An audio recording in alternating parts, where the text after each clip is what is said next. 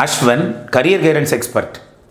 First round students accept and join கொடுத்த மாணவர்கள் அவர்களுடைய பெற்றோர்களை கூப்பிட்டு கொண்டு அந்தந்த கல்லூரிகளுக்கு விசிட் பண்ணுறாங்க. ஃபார் எக்ஸாம்பிள், மயிலாடுதுறையிலிருந்து கோயம்புத்தூருக்கு வராங்க, அல்லது கோயம்புத்தூர்லேருந்து சென்னைக்கு போகிறாங்க. மயிலாடுதுறையிலிருந்து சென்னை காலேஜஸுக்கு போகாமல் மயிலாடுதுறையிலிருந்து கோயம்புத்தூருக்கு காலேஜுக்கு நீங்கள் சாய்ஸ் ஃபில் பண்ணுறப்பே ரொம்ப டிஸ்டன்ஸ்ன்னு உங்களுக்கு தெரிந்திருக்கும் தானே. அப்போ கோயம்புத்தூர் காலேஜை சாய்ஸை ஃபில் பண்ணிவிட்டு அதுக்கப்புறம் இங்கே கல்லூரிகளுக்கு வந்துவிட்டு சார் ரொம்ப டிஸ்டன்ஸாக இருக்குது சார், அதனால் நாங்கள் மேபி சீட்டை நாங்கள் கேன்சல் பண்ணிக்கிறோன்னு சொல்லிவிட்டு அக்செப்ட் அண்ட் ஜாயின் கொடுத்துட்டு டிஸ்டன்ஸ்னு நீங்கள் பார்க்குறீங்களே. இன்னும் இந்த காலத்தில் என்ன சார் டிஸ்டன்ஸு? எனக்கு தெரிந்த இந்தியன் இன்ஸ்டியூட் ஆஃப் மேனேஜ்மெண்ட்டில் ஜம்மு அண்ட் காஷ்மீரில் 12th முடித்த மாணவி 5 இயர் இன்டகிரேட்டடை போய் படிச்சுட்டு இருக்கிறாங்க, MBA. நம்ம ஊரிலிருந்து போய், அதுவும் ஒரு மெட்ரிகுலேஷன் ஸ்கூலில் படிச்சுட்டு ஒரு கிராமத்தில் இருந்த மாணவி ஒருவர் இங்கேருந்து அங்கே போய் படிக்கிறாங்க. நமக்கு என்ன சார், தமிழ்நாட்டுக்குள்ளே ஒரு அருமையான காலேஜ் கிடச்சிருக்கு, அதை விட்டுட்டு எங்களுக்கு டிஸ்டன்ஸாக இருக்குது. அதை தான் நம்ம திருப்பி சொன்னோம். எங்கள் தலைக்கு மேலேயே காலேஜ் பஸ் ஓடணும், நாங்கள் காலேஜ் பஸ்ஸில் ஏறி உட்காந்துக்கூட திருப்பி கொண்டுட்டு வந்து விட்டுறணும்னா, என்ஜினியரிங் எஜுகேஷன் அப்படிங்கிறது ஜென்ரலாகவே ஹாஸ்டலில் தங்கி படிக்கும் பொழுது உங்களுக்கு பீர் லேர்னிங் அப்படிங்கிறது அதிகமாக உங்கள் வசப்படும். எவ்வளவுக்கு எவ்வளோ பீர் லேர்னிங் நீங்கள் பண்ணுறீங்களோ அவ்வளவு நீங்கள் உங்களுடைய நாலேஜ் ரொம்ப ஷைன் ஆகும். நிறைய ப்ராஜெக்ட்ஸ் பண்ணுவீங்க. நீங்கள் காலேஜ் முடிச்சு வந்துட்டு வீட்டில் உட்காந்துட்டிங்கன்னா உங்கள் பசங்கள்லாம் சேர்ந்தால் தானே சார் நீங்கள் அறிவை வளப்படுத்த முடியும். நான் கடலூர் இருக்க சார், நாங்கள் எப்படி கோயம்புத்தூருக்கு வர்றது? நாங்கள் கோயம்புத்தூர் இருக்கிற சார், நாங்கள் எப்படி சார் சென்னைக்கு போகிறது? இப்படியெல்லாம் நீங்கள் யோசிச்சுக்கிட்டே இருந்தீங்கன்னா நல்ல கல்லூரி என்பது எப்பொழுதும் கிடைக்காது. நீங்கள் மட்டுமா ஹாஸ்டலுக்கு போகிறீங்க, அல்லது நீங்கள் மட்டுமா 12வது முடிச்சிருக்கிறீங்க? நிறைய பேர் இருக்கிறாங்க சார். அதுவும் இல்லாமல் நம்ம ஆல்ரெடி ஒரு வீடியோ போட்டிருந்தோம், +2 முடித்த மாணவர்களின் அம்மாக்களுக்கு அப்படின்னு சொல்லி ஒரு ரெக்வெஸ்ட்டாக ஒரு வீடியோ போட்டிருந்தோம். மறுபடியும் மிகவும் கஷ்டப்பட வைக்கக்கூடிய விஷயம் என்ன தெரியுமா?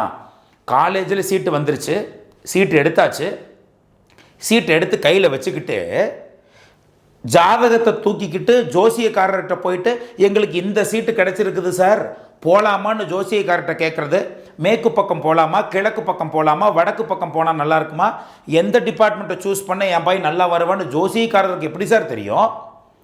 நம்ம மக்கள் பண்ணுறதுங்கிறது மிகவும் வருந்தத்தக்க விஷயம். அதுவும் ஃபஸ்ட் ரவுண்டில் கையில் இருக்கக்கூடிய ஸ்டூடெண்ட்ஸை கையில் வச்சுக்கிட்டு அந்த பசங்க அதுக்கு மேலே ஒரு நல்ல கல்லூரி கிடைச்சா அந்த காலேஜில் போய் 4 வருடம் தங்கி இருந்து படிப்பதில் உங்களுக்கு என்ன சிரமம்? நம் வீட்டை விட்டு நம் வாழ்க்கைக்காக ஒரு இடத்திலிருந்து இன்னொரு இடத்திற்கு நாம் போகாமல் இருந்தால் நம் வாழ்க்கையில் எப்படி ஜெயிப்பது? அதனால் சொல்கிறேன், 8 திக்கும் சென்று பொருள் தேடு என்றார் பாரதி. ஆனால் நம்ம வீட்டை விட்டுட்டு வெளியே போக மாட்டோம். கேட்டால் ரொம்ப டிஸ்டன்ஸாக இருக்குது சார். என்ன சார் டிஸ்டன்ஸு? தயவு செய்து சொல்கிறேன் மாணவர்களே, தமிழ்நாட்டுக்குள்ளே இருக்கக்கூடிய மாணவர்கள், அதுவும் மெயினாக அம்மாக்கள் தான் பசங்களை வெளியே அனுப்பக்கூடாது, பக்கத்திலே இருக்கட்டும், ரொம்ப டிஸ்டன்ஸுன்னு சொல்லி ஹாஸ்டலில் 1 லட்சம் ரூபாய் கட்டுறதுக்கு ரொம்ப யோசிச்சு பஸ்ஸுக்கு போயிட்டு வர்றதுக்கு ஒரு செமஸ்டருக்கு 20,000 கட்டுவாங்களோ, அதுக்கே 40,000 ஆச்சு.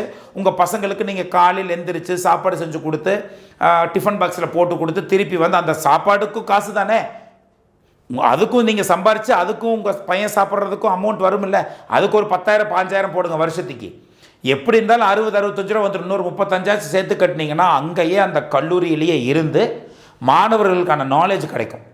6 மணி வரைக்கும் வாத்தியார் சொல்லி கொடுக்குறத கேட்குறாங்க. 6 மணிக்கு மேலே தானே நாம் என்ன பண்ணணும்னு யோசிப்பாங்க பசங்க.